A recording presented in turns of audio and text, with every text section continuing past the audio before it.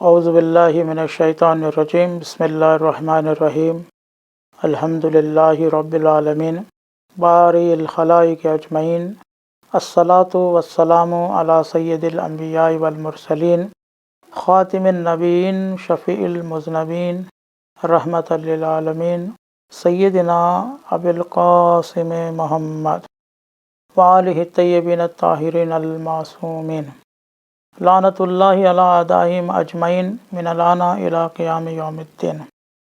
قال اللہ الحکیم فی کتابہ الکریم بسم اللہ الرحمن الرحیم ولا تہینوا ولا تحزنوا وانتم الاعلون ان کنتم مؤمنین۔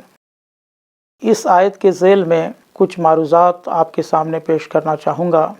آج کے جو حالات ہیں، ملک کے حالات یا دور حاضرہ کے حالات کہ ایک طرف مسلمانوں پر طرح طرح کے مظالم ڈھائے جا رہے ہیں، دوسری طرف اسرائیل اور امریکہ نیو ورلڈ آرڈر یعنی اسلامی حکومت کو ختم کرنا، یعنی اسلامی نظام کو ختم کر کے اپنا ایک نظام پورے ورلڈ کے اوپر تھوپنا چاہتا ہے، اور اسرائیل اپنا منصوبہ لے کر ایک کام کر رہا ہے، اور وہ پوری دنیا میں نیو ورلڈ آرڈر کے نام سے ایک آرڈر لانا چاہتا ہے، یعنی کوئی بھی طریقہ نہیں رہے گا، کوئی بھی شریعت نہیں رہے گی، کوئی بھی آئین نہیں رہے گا، کوئی بھی قانون نہیں رہے گا، تمام قانونوں کو ختم کر کے ایک ان کا آرڈر چلے گا۔ اس طریقے سے یہ حالات دنیا میں آج ہیں۔ اسی کے تحت بہت سے منصوبے چلائے جا رہے ہیں، بہت سے قانون میں تبدیلی ہو رہی ہے، اور دنیا پریشان ہے، وہیں مسلمان بھی کافی پریشان ہے۔ دنیا کو سود کے مادھیم سے تنگ دست کیا گیا ہے، اور پوری دنیا پر حکومت کرنے کے لیے انہوں نے بہت سے آرگنائزیشنز بنائے ہیں، جیسے پورے ہیلتھ کا انہوں نے اپنے ہاتھ میں لیا، ورلڈ ہیلتھ آرگنائزیشن بنایا۔ قانون اب کوئی نہیں چلے گا، بلکہ ورلڈ کورٹ انہوں نے بنایا۔ تو یہ حالات میں اس پر اور بھی آگے بات ہوگی، اور انشاءاللہ مجالسوں میں بھی یہی ٹاپک ہماری چلتی رہے گی۔ لیکن قرآن کی ایک آیت کہہ رہی ہے وَلَا تَہِینُوا، مسلمانوں سے، وَلَا تَحْزَنُوا وَأَنْتُمُ الْأَعْلَوْنَ إِن كُنتُم مُؤْمِنِينَ۔ اس آیت کا شان نزول یہ ہے کہ جب بدر میں تو جنگ جیتی گئی تھی، لیکن احد میں ہار ہوئی مسلمانوں کی، لوگ بہت ہی پریشان ہوئے، دل چھوٹا ہوا، غمگین ہوئے، رنجیدہ ہوئے۔ تبھی مسلمانوں کو یہ دلاسا دیا گیا کہ ولا تہینوا، سستی مت کریے، اب کاہلی مت کریے، اب بیٹھ مت جائیے، کیونکہ دشمن بھی بدر میں ہارنے کے باوجود بھی واپس آپ سے لڑنے کے لیے آیا ہے، تو آپ بھی پھر سے تیار ہو جائیے۔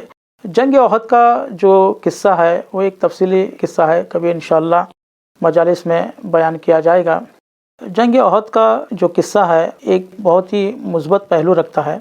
تو قرآن میں جو آیت ہے وَلَا تَہِینُوا وَلَا تَحْزَنُوا کہ سستی مت کرنا، مطلب ابھی بیٹھ مت جانا، یعنی اب ہو گیا، اب کیا کر سکتے ہیں۔ جیسے کہ بہت مرتبہ ہمارے ساتھ بھی ہوتا ہے کہ کوئی پریشانی آتی ہے، حالات بگڑ جاتے ہیں، تو ہم سستی کرنے لگتے ہیں کہ اب کچھ نہیں ہونے والا ہے، اور بہت سے غلط راستے پر چلے جاتے ہیں، یا آگے کرنے کو ان کا دل نہیں ہوتا۔ تو یہ آیت ان کے لیے بہت ہی مفید ہے کہ ولا تہینوا ولا تحزنوا، اور غم زدہ بھی مت ہونا، وانتم الاعلون ان کنتم مؤمنین، تم ہی کامیاب ہوگے۔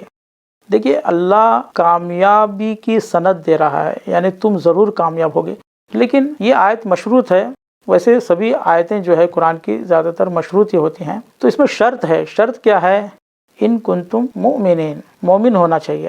تو یہ جو حالات آج مسلمانوں پر گزر رہے ہیں، تو کیا ہم مومن کے جو دائرے سے نکل چکے ہیں، اسلام ہمارے ہاتھ سے نکل چکا ہے، یا یہ کہ ہم صرف نماز روزے کو اسلام سمجھ کر بیٹھے ہیں، اور پورا جو آئین ہے اور پورے جو نظام ہے ہمارے سے نکل چکا ہے، اور ہم نام کے مسلمان رہ گئے ہیں؟ کیا بات ہے؟ کیونکہ اگر مومن ہوتے تو یہ حالات ہی پیدا نہیں ہوتے، اور مومنین کی جو صفات ہیں وہ بھی قرآن میں بیان کی گئی ہے، تو اس پر بھی کبھی بات ہوگی۔ تو مومنین کی صفات اگر ہمارے اندر پائے جائیں تو ہماری جو جیت ہے، ہماری جو کامیابی ہے، وہ قرآن کے مطابق، اللہ کے وعدے کے مطابق ضرور کامیابی ہونا ہے۔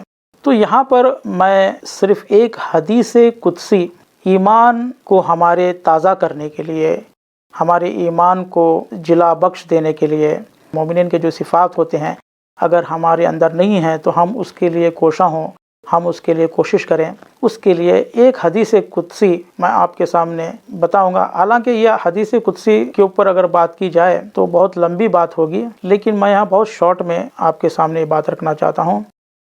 اللہ سبحانہ و تعالیٰ کہہ رہا ہے من لم یرضا بقضائی، یہاں پر دیکھیں ایمان کی بات ہے، ہمارا ایمان پختہ ہونا چاہیے، تبھی ہم کامیاب ہو جائیں گے۔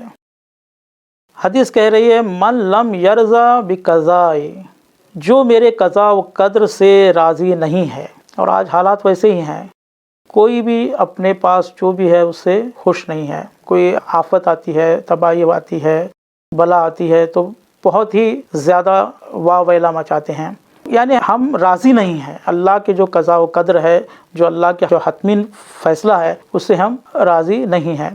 من لم یرضا بقضائی، اس حدیث قدسی کو سننے کے بعد آپ کے رونگٹے کھڑے ہو جائیں گے۔ اگر میں اس پر پورا بیان کروں، آج صرف یہی قضائی پر بات تمام کرتے ہیں، جو آگے ہے صرف میں ترجمہ کروں گا، اس پر ہم بات اور ایک مرتبہ انشاءاللہ کریں گے۔ من لم یرضا بقضائی، جو میرے قضاء و قدر سے راضی نہیں ہے، ولم یصبر علی بلائی، اور جو میرے بلاؤں پر صبر نہیں کرتا، جو میرے قضاء و قدر پر راضی نہیں رہتا، جو میرے بلاؤں پر صبر نہیں کرتا، ولم یشکر علی نعمائہ، اور نعمتیں ملنے پر شکر نہیں کرتا، ولم یقنع بعطائی، اور میرے عطا کردہ چیزوں پر قناعت نہیں کرتا۔ بہت سی آیات کو لے کر، احادیث کو لے کر آپ کے سامنے خلاصہ کیا جائے گا تھوڑا تھوڑا، کیونکہ ہم چھوٹے چھوٹے کلپس بنا رہے ہیں تاکہ ہمارا ایمان پختہ ہو جائے، ہم ایمان میں بھی مضبوط ہوں، ہماری صحت بھی اچھی ہو۔ اسی لیے طب کی آیتیں بھی لیں گے، طب کی احادیث بھی لیں گے، اور قرآن کی آیتیں بھی لیں گے، احادیث قدسی بھی لیں گے، دعاؤں سے بھی بات کریں گے۔ دعاؤں کے جو فکرے ہیں، صحیفہ کاملہ ہے اور نہج البلاغہ ہے، اس سے بھی بات کریں گے، تاکہ ہمارا ایمان اگر پختہ ہو گیا تو ہم ضرور کامیاب ہو جائیں گے۔ ولم یقنع بعطائی، جو قناعت نہیں کرتا ہمارے عطا سے، فلیطلب ربا سوائی، تو اللہ کہہ رہا ہے تو جا کر کوئی دوسرا رب ڈھونڈے، یعنی میں اس کا رب نہیں ہوں۔ اگر آپ میرے قضاء و قدر پر راضی نہیں ہیں، میرے بلا پر صبر کرنے پر راضی نہیں ہیں، اور کون سے صبر، اس پر ہم تفصیلی بات کریں گے۔ اگر میں کچھ کم دیتا ہوں تو اس پر قناعت نہیں کرتے ہو، اور میں اگر زیادہ دیتا ہوں تو اس کا شکر نہیں کرتے ہو۔ اب شکر کیا ہے، اس پر بھی ایک تفصیلی بحث ہونا چاہیے۔ فَلْيَطْلُبْ رَبًّا سِوَائِي، جا کر کوئی دوسرا رب ڈھونڈے۔ اور کیا کہا ہے، وَلْيَخْرُجْ مِنْ تَحْتِ السَّمَاءِ، اور میرے آسمان کے نیچے سے کہیں دور چلا جائے۔ اب جائے تو جائیں کہاں انسان، کیونکہ ہر جگہ اسی کا آسمان ہے۔ تو کہنے کا مطلب یہ ہے کہ اس پر ہم اور کنٹینیو کریں گے انشاءاللہ۔ تو آج کے لیے ہم یہیں اس بات کو تمام کرتے ہیں۔ سبحان ربک رب العزت عما یصفون، وسلام علی المرسلین، والحمد للہ رب العالمین۔